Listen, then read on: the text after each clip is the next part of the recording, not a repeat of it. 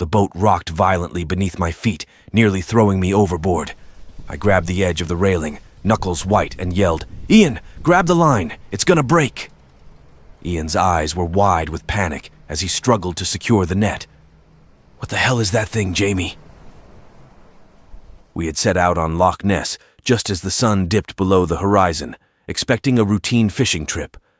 The mist had rolled in thick and heavy, but we were used to it. Our crew was small. Old Tom, the captain, Jock, his second-in-command, Fergus, Ian, and me, Jamie, the youngest. We were looking for a good catch, maybe some laughs. But now something massive and unseen was dragging our nets deep into the loch, and terror gripped us all. "Get back, Jamie!" Jock screamed, as the boat lurched again, nearly tipping us into the icy water. I staggered back, almost tripping over a coil of rope. The boat's engine sputtered, then died, leaving us in an eerie silence broken only by the sound of the water churning beneath us.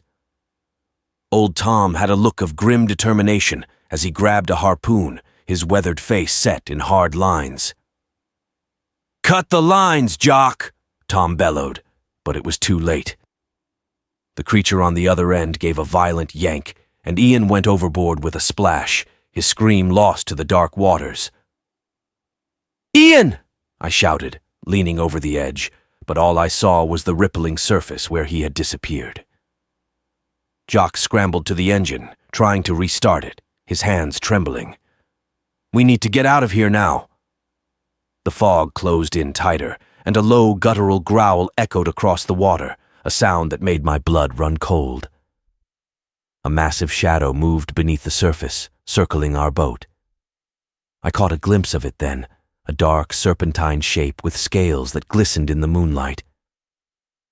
"Tom, what is that?" Fergus whispered, voice shaking. "It's the devil himself," Tom muttered, gripping his harpoon tighter. The creature struck with lightning speed, its massive head rearing out of the water. Its eyes glowed a sickly yellow, and rows of jagged teeth glinted as it lunged for Tom. He thrust the harpoon, but the beast was too quick. It snapped its jaws around him and dragged him under, his scream a haunting echo. "Jock, do something!" I yelled, but the boat was sinking fast. Water rushed in, cold and unforgiving. The fog pressed in closer, a suffocating blanket. Jock handed me a flare gun, his eyes wild with fear.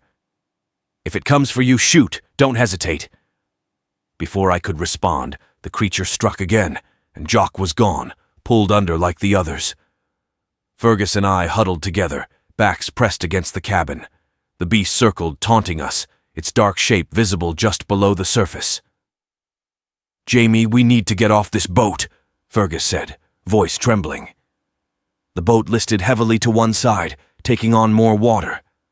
The fog was so thick I could barely see Fergus next to me. The only sound was the water sloshing against the sides of the doomed vessel. The beast's eyes broke the surface again, staring at us with a malevolent intelligence. It was playing with us, savoring our fear. With a roar, it surged forward.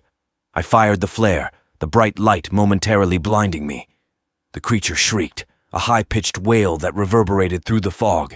It thrashed, the water churning violently, and then it was gone, disappearing into the black depths. The boat was going down fast. "Jump, Fergus!" I yelled, grabbing a piece of floating debris and kicking away.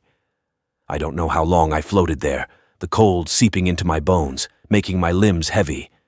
I drifted in and out of consciousness, the fog pressing in from all sides. At some point I must have reached the shore. I woke up to the sound of birds and the faint light of dawn.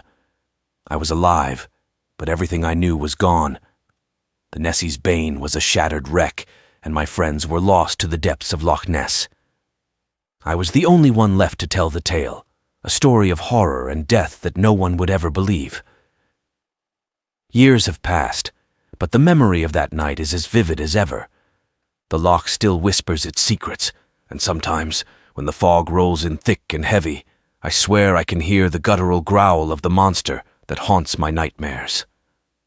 I survived, but the monster at sea left a mark on my soul that will never fade.